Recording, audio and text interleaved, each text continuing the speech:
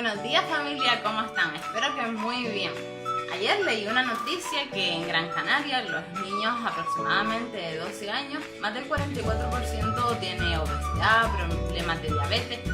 La verdad que me asusté muchísimo porque tan jóvenes y con tantos problemas de sobrepeso, de azúcar y casi todo es por la pollería, por los productos envasados.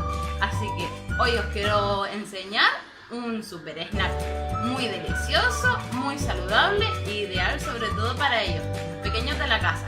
Comenzamos. Para este snack vamos a utilizar 2 varitas de apio y crema de almendras. Recordemos que la crema de almendras es muy saludable en hidratos de carbono, en azúcares y todo, como no, nada procesado, ni refinado, ni nada, todo natural.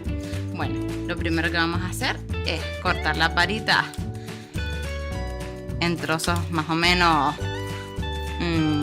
digamos, manejables.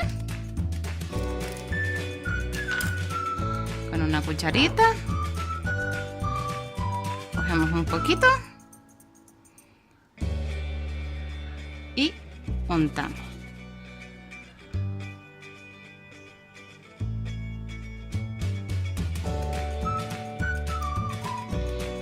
Como podrán comprobar si lo hacen en casa, es muy saciante, muy dulce. Además de con crema de almendras, también lo podéis hacer con tahini, que es de sésamo, con algún queso hecho de anacardos o de también de semillas de girasol, lo que más os guste.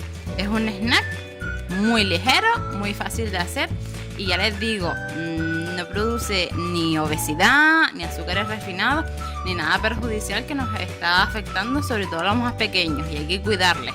Así que a enseñarles buenos hábitos y a ver qué tal está.